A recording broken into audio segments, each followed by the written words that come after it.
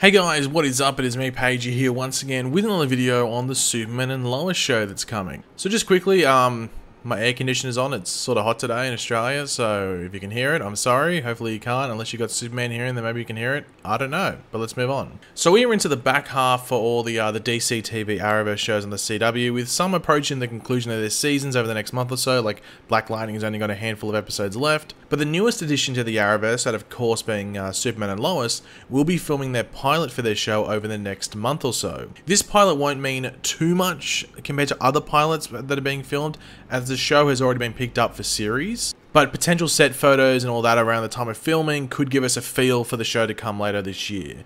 And then around May, I think it is, or maybe a bit earlier, we should get our first look trailer for the show, along with certain press outlets getting the pilot episode to watch and I guess review as well if they want to. So at that point, we will fully understand what the show is going to be like, because we'll actually get to see it in action in regards to how they want it to look. But the script for this pilot episode, which of course is always subject to change, so it probably won't be 100%, you know, what it will be like in the actual episode, whether that is one certain change or several. Yeah, but that script is out and about on the internet. It's been there for a few weeks, and eventually it was actually posted on 4chan by someone that was able to get their hands on it, in regards to like the dancing circle, or the script handing out, if you want to call it. I think it also went on Reddit as well later on. But before it was made super public, Prime Timer, a website, went over the script themselves and reviewed it. Now this is a thing that this website does. They get scripts, they review it, and then they sort of let you know what they do. So they decide whether it's something you should like give a miss, maybe give it a go if you have the time,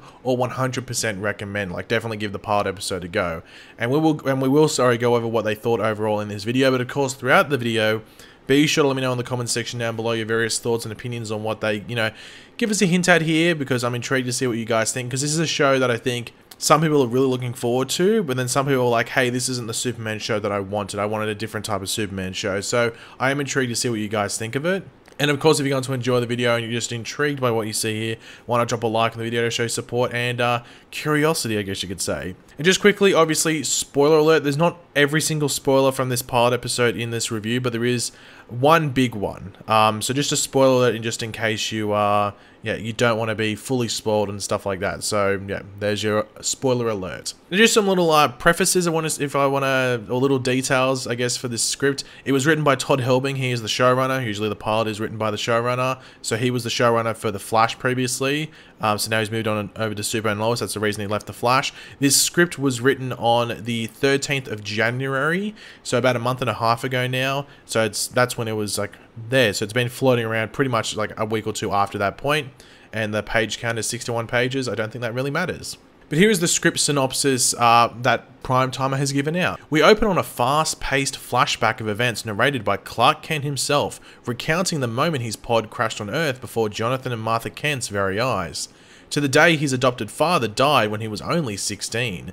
Then we leave Smallville for Metropolis, where Clark is now the Superman the whole world admires, and the handsome man Lois Lane is madly falling in love with. As time goes on, they move in together, they marry, and Lois gives birth to twins, Jonathan, the always happy, easy baby, and Jordan, the crying and tormented one. As they get older, there's a stark physical difference between the two twins. At 13, Jonathan is stronger than the other boys and a star athlete, while Jordan is darker, diagnosed with social anxiety disorder, and always on his computer.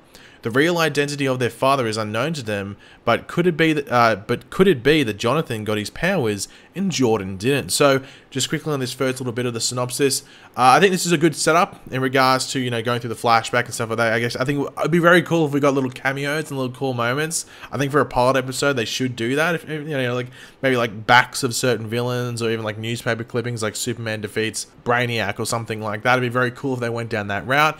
In regards to the twins, I think this. It definitely creates an interesting dynamic for the show.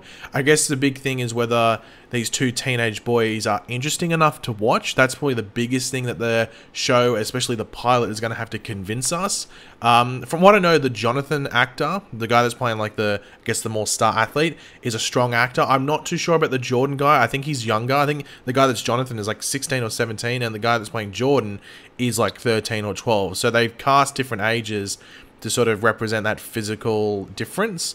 So I'm intrigued to see how it goes in the pilot, because sometimes working with like teenage actors, sometimes there can be a lack of chemistry in certain areas.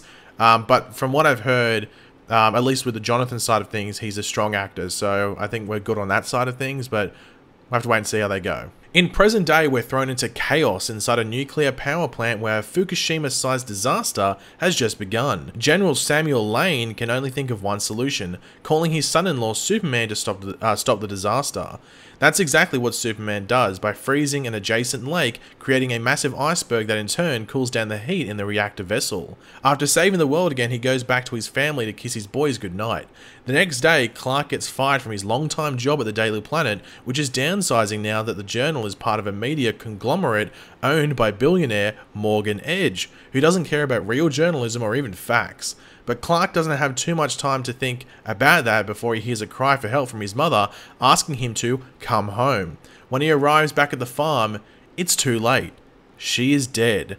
So, in regards to the first stuff, obviously you're going to get a cool action sequence with Superman. That's a very Superman-esque sequence. That'd be very cool. General Samuel Lane is back. He was in Supergirl Season 1. Will be interesting to see if it's the same actor or not, because apparently he's meant to play like a decent role in this season. I don't know how big of a role, but a decent sized role. So it matters whether they can get that actor back or not. But yeah, the big thing, obviously, actually the next thing I guess is like him getting fired from the Daily Planet. That was already said in I think the preview for it, that he'd lost his job, so we already knew that. But of course, via other leaks and now this, we know that it was actually Morgan Edge was the cause of it all, the catalyst, because he buys it out and everything like that. And we also know that Morgan Edge will be affecting Smallville as well. And as we talked about in a previous video about Superman and Lois, it does appear that maybe Morgan Edge will be like the Lois Lane type villain, and then Superman's villain will be someone else throughout the season. So with the show being called Superman and Lois, they're obviously going to focus on both of them, so it makes sense that both of them would maybe have a villain, and then maybe the two story arcs meet later in the season.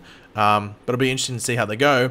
But the big thing, which could be very controversial, is obviously Martha Kent dying. Martha Kent will die, and it seems she's going to die off screen, so it's just going to be audio, and then when he gets there, she's dead, so we won't even see her die, which might be a good thing. Maybe not saying death maybe is a good thing, but that's a big call. That's a big call. I don't know what everyone's opinions about it. Like me, I'm not even the biggest Superman fan, so I don't really feel that much of a connection to Martha Kent as a character too much, outside the fact that she is a motherly figure.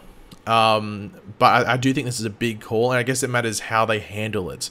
Because we know that they're going to move into the Smallville farm, the Kent farm in Smallville.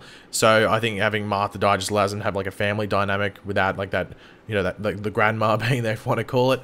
But I'm intrigued to see how they handle it, because you want to handle it with taste. It's a very classic character.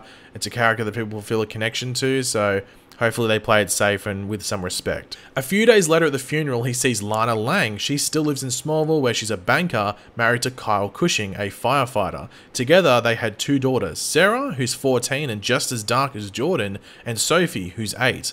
Lana has something to tell Clark, something that'll make him rethink his whole life. But here is the comments from Primetime. They said, many who grew up in the 1990s have fond memories of Lois and Clark, The New Adventures of Superman, which starred Dean Cain and Terry Hatcher as the iconic couple, and ran 4 seasons on ABC from 1993 to 1997. A much lighter show than those populating the CW's current DC Comics universe, Lois and Clark struck a balance between focusing on the couple's relationship and Superman's various missions. The series famously ended on a cliffhanger when a baby suddenly showed up on their doorstep with a note saying he belonged to them. A 5th season was originally announced, only to be unceremoniously dumped, much to the dismay of the show's fans. Superman and Lois is probably best described as a spiritual follow-up to that old series, as it's definitely not a reboot. In this version, the titular couple is older and parents of teenage boys. We've never seen these characters as a family on television. Tonally, the show is definitely darker than Lois and Clark. There are deaths and grieving in the pilot, and the world is a much more dangerous place to live. At the same time, it would seem to be lighter than most of the CW's existing DC series, sharing more DNA with Black Lightning than any of the others. A mix between a family drama, a teen drama, and a sci-fi show, there's a surprising sweetness to the pilot. So much so much so that reading it, I wondered if it might fare better on a larger network. Supergirl famously got its start on CBS, which was a strategic error at the time. Based on the pilot script, Superman and Lois might have fared better, and I sort of agree with that. I think Superman and Lois probably, it's goddamn Superman, and like Superman and Lois, like Lois Lane, are some of the most famous fictional characters of all time. So you could argue maybe it would work better on another show, but we already had a Superman established in the CW. Maybe it works better that way, and you never know, it might garner an audience where it can maybe compete with Flash. It'll be interesting to see how it goes, and also it's important to remember HBO Max is launching, and every show that's starting with Batwoman, I think, will be on HBO Max instead of like Netflix. So its streaming home will be HBO Max, so we should have a large audience there as well. But pretty much they gave the overall project score a recommend. Their scores a pass, as in like don't watch it, consider it, like yeah, maybe give it a go, and recommend is like yeah, give it, like definitely watch it, we recommend it. So I'm looking forward to this show. I'm not 100% looking forward to the show, because if I said that, then it makes it seem like I'm looking forward to the most out of any show that's coming up, which isn't the case. But I am super curious about it. I do enjoy Tyler Hoechlin's Superman. Is he perfect? No, but I think he suits the style of Superman they want to go for. And I do like Bitsy Tulloch's Lois Lane. She reminds me a lot of Margot Kidder. I think we all watched the Christopher Reeve Superman movies back in the day when we were growing up. So she suits that role, in my opinion. So they didn't mention one big thing, which is the villain at the end. I will link a video in the description down below, because this video is getting a bit lengthy now, in regards to who that villain is, if you want to go watch it and check it out. Interested to see what they do there, and also if there's any returning villains throughout the season, because we should expect this to be like a 20+ episode season, because it's Superman. So it will be interesting to see like how the episodes flow, and whether there's like villains of the week and stuff like that as well. But yeah guys, thanks for watching. Hopefully you enjoyed the video. If you did, it'd be awesome if you could drop a like on it to show support. Let me know in the comment section down below your various opinions on this. Are you looking forward to it? You're going to watch it? You're going to give it a miss? Let me know your various opinions, and of course if you are new to the channel, make sure to subscribe. And yeah, I'll catch you guys later. Goodbye.